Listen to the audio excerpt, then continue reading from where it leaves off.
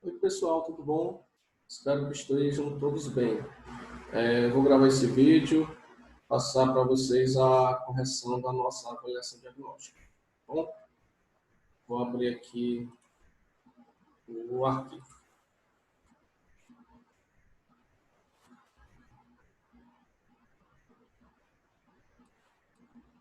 E aí, como é que foram de férias, né? Deram descansada?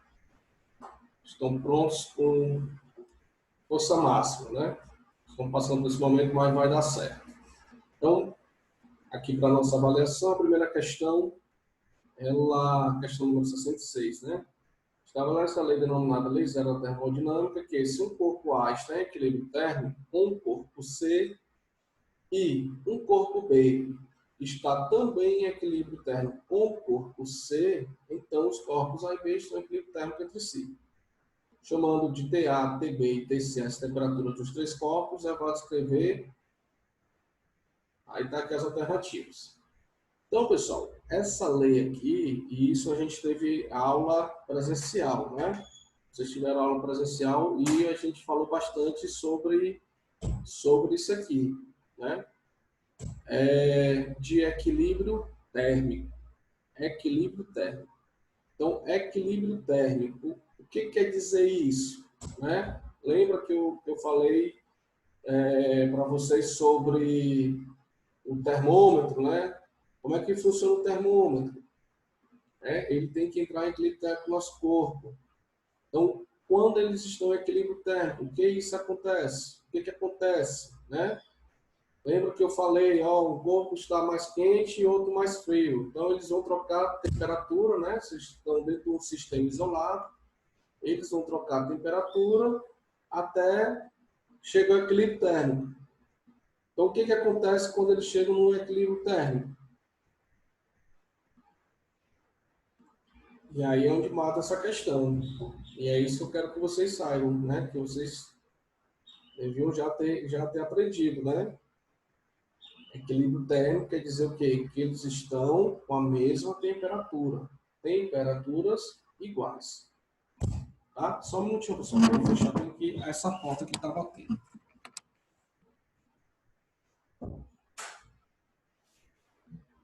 Pronto. Desculpa que o pausar vai começar de novo, vai dar mais trabalho. Tá bom? Então vamos lá. Equilíbrio térmico quer dizer o quê? Temperaturas iguais. Então, se o A está em equilíbrio térmico com o C, é porque eles estão com a mesma temperatura. Se o B está em equilíbrio térmico com o C, é porque o B e o C também estão com a mesma temperatura.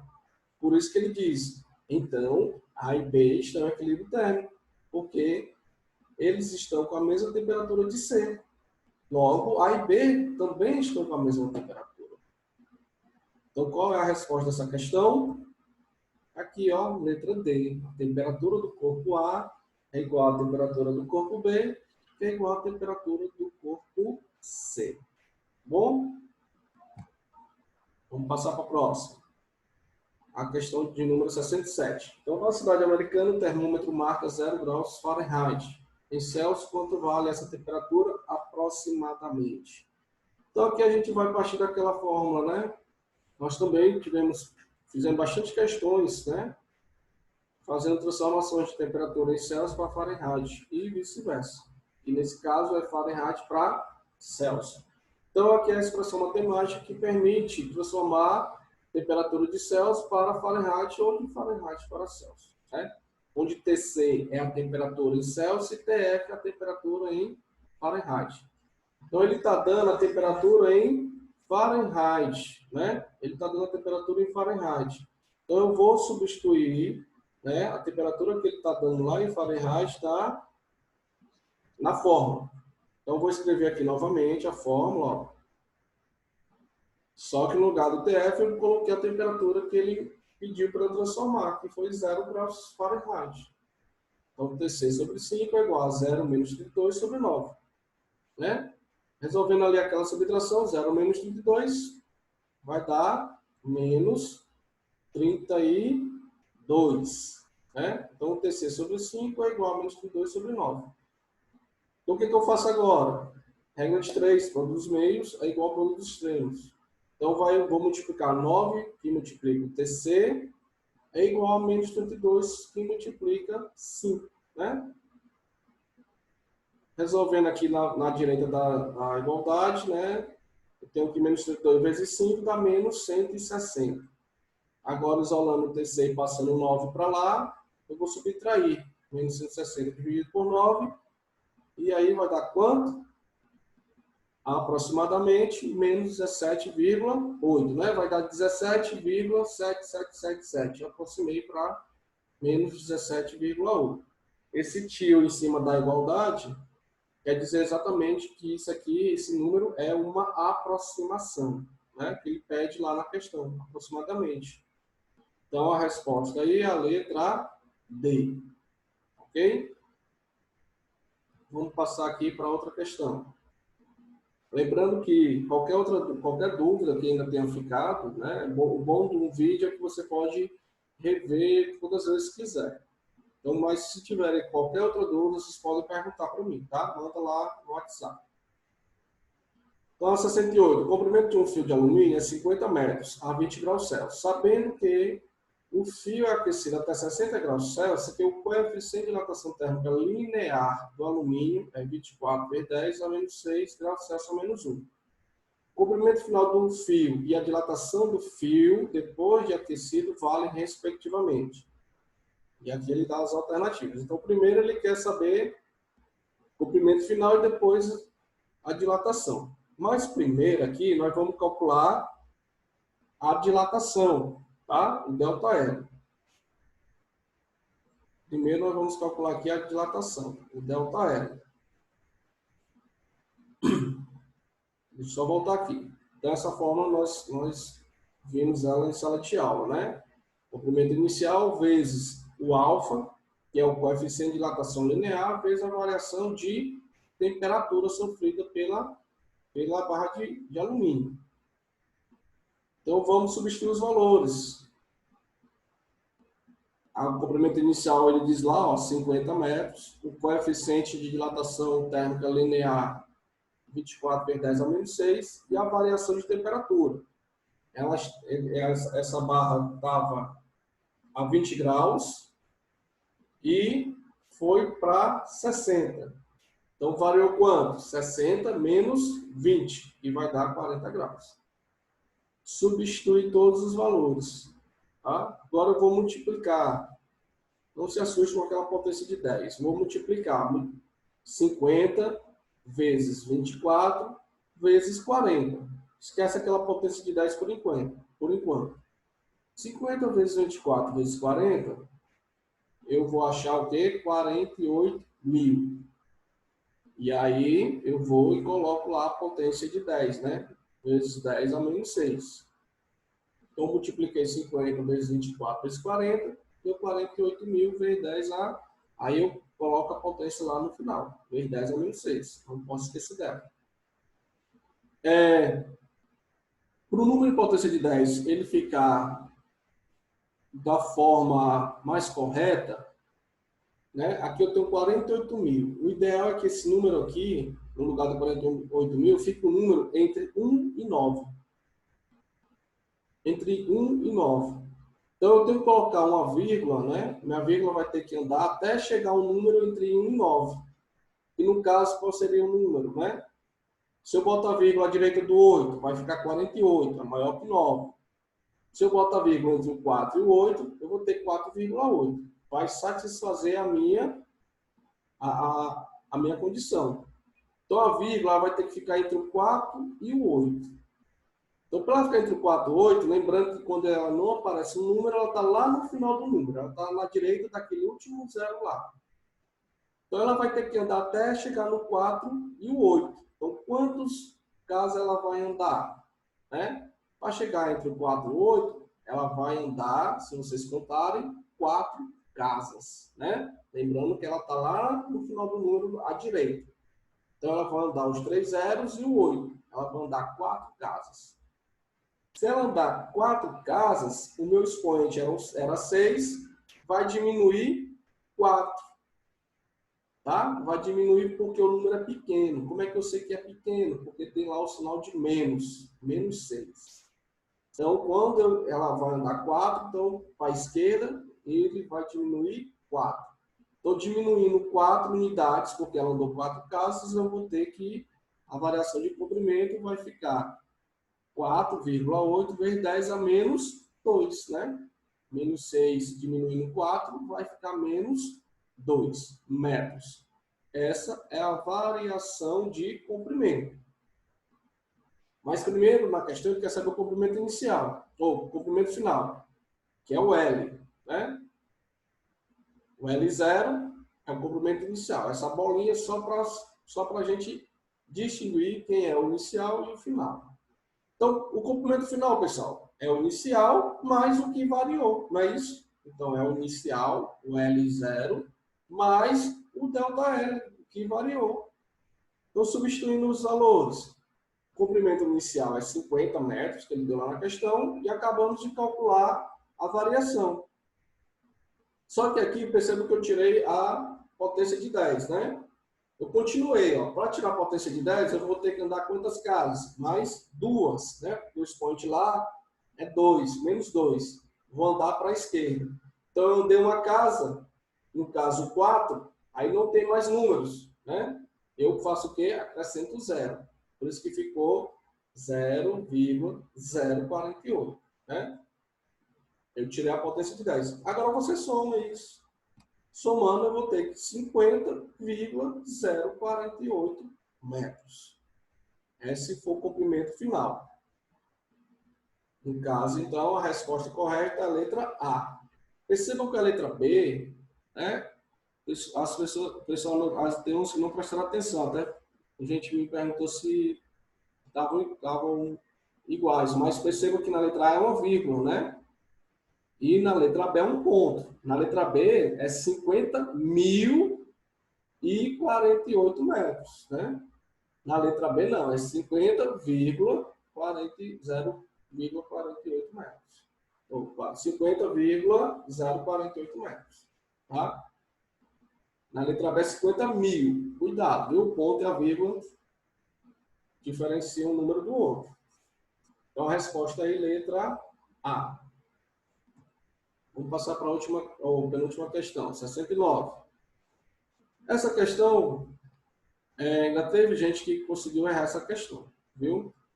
Que é questão simples, pessoal. Se vocês perceberem, as nossas questões, né, dessa avaliação diagnóstica, são questões que a gente viu aulas, inclusive presenciais, né?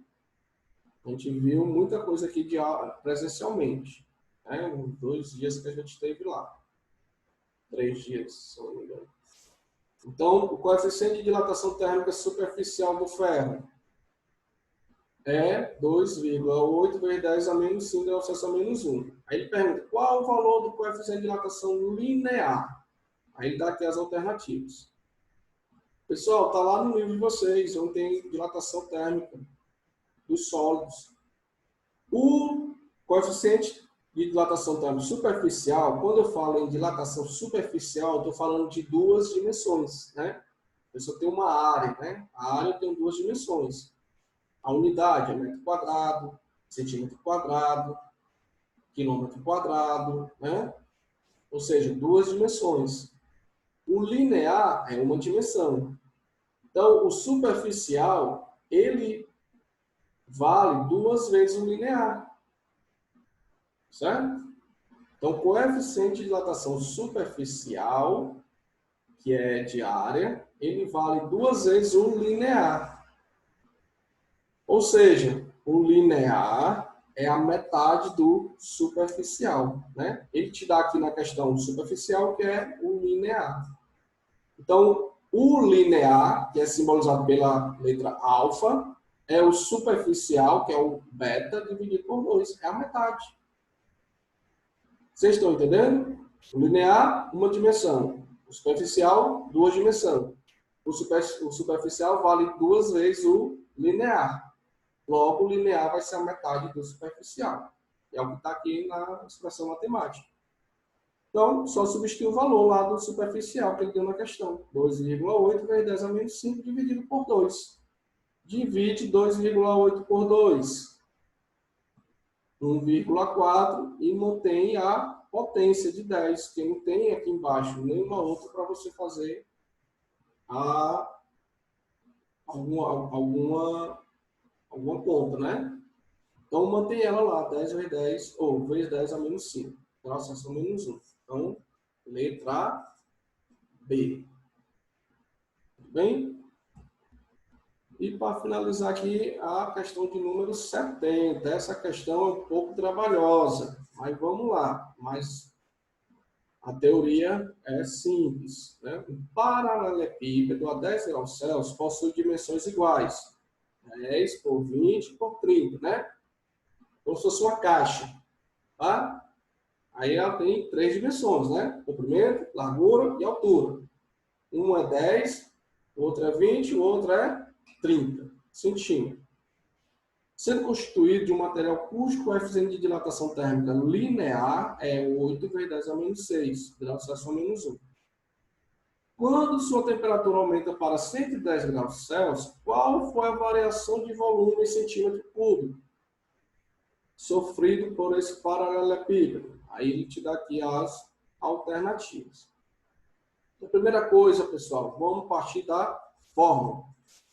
Essa é a fórmula para calcular a variação volumétrica, né? A gente está aqui trabalhando com volume. 3 dimensões.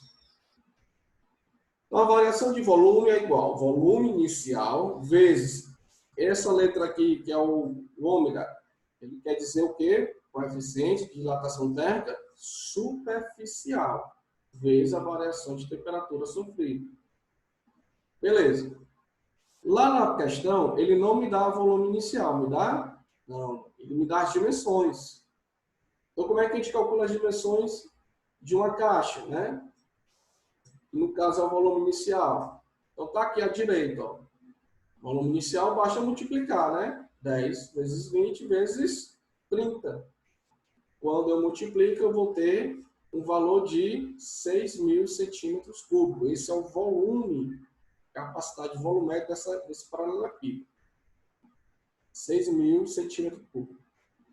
Vou já transformar isso para a potência de 10, para facilitar meus cálculos lá no futuro. Potência de 10, pessoal. O 1.000 equivale a uma potência de 10 elevado a 3. Então, escrevendo aqui 6.000 em potência de 10, eu vou ter 6 vezes 10 elevado a 3 centímetro cúbico. Está aí o meu volume inicial. O outro detalhe importantíssimo nessa questão, eu estou trabalhando dilatação volumétrica. E ele está me dando o coeficiente linear. Eu quero é o volumétrico. Ora, se a gente acabou de ver que o superficial, que é 2 dimensões, vale 2 vezes o linear, o superficial, que são 3 dimensões, vai valer quantas vezes o linear, pessoal? 3 vezes. 3 dimensões. Então, coeficiente superficial é 3 vezes o linear. Porque na questão ele me deu linear. Então, acontece muitas vezes do estudante ir resolver essa questão e não se der conta que ele está te dando o coeficiente linear. E aqui você vai precisar do superficial, que você está calculando é volume, né? Variação de volume. Então, eu vou ter que calcular também o coeficiente de dilatação térmica superficial. Substituindo lá, 3 vezes 8 vezes 10 a menos 6. Então, o coeficiente superficial, 24 vezes 10 a menos 6. Bom, agora eu já tenho o volume inicial e o coeficiente. Tá? Vou jogar agora lá na fórmula. Ó. Vamos voltar lá para a nossa fórmula inicial lá. Ó. Vou substituir os valores. Volume inicial, 6 vezes 10 a 3. Coeficiente de dilatação térmica superficial, 24 vezes 10 a menos 6. E o ΔT, que foi a variação de temperatura sofrida. Ele estava a 10 graus e foi para 110. Então, variou quanto? 110 menos 10, que vai dar 100. Beleza. Eita, professor, que questão grande, né? Não é nada, rapaz. Então, o que é que eu faço agora? Eu vou multiplicar o 6 vezes o 24 vezes o 100. Esquece aquelas potências de 10 ali por enquanto. Tá? Vou multiplicar 6 vezes 24. E depois vezes 100. Vai dar quanto? Vai dar 14.400. Aí eu vezes 10. E agora percebam que tem duas potências de 10, é multiplicação. O que é que eu faço? Mantenho a base 10, vezes 10, e subtraio os expoentes. O expoente um é 3 e o outro expoente é menos 6. Então eu vou subtrair 3 menos 6. E vai dar quanto? Menos 3. Tá certo? 3 menos 6, menos 3. Então, 6 vezes 24 vezes 100, 14.400. Mantém a base 10 e subtrai os somos expoentes. 3 menos 6, menos 3. Aí a variação de volume. Só que é um número grande e eu tenho uma potência lá relativamente pequena, né? Vamos tirar aquela potência ali. São quantas? Qual é o valor da potência? Menos 3. Menos 3, como é negativo, eu vou andar para a esquerda. Eu vou andar quantas casas? O valor do expoente, que é quanto? 3. Tá? Então, eu vou andar 3 casas para a esquerda. Se fosse positivo, eu andaria para a direita. Mas como o expoente é negativo, eu vou andar 3 casas para a esquerda. Onde é que está a vírgula quando ela não aparece no número? No final do número, à direita do número, lá no final. Então, andando 3 casas, pessoal, aqui, ó, a vírgula vai parar onde? Lá entre os dois quadros, né? Então, vai ficar 14,4 centímetro cúbico, né? Centímetro cúbico. Então, a resposta aqui é a letra E. Certo? Letra E. Com isso, a gente finaliza aqui. E qualquer dúvida, estarei aqui à disposição. Tá? Até mais.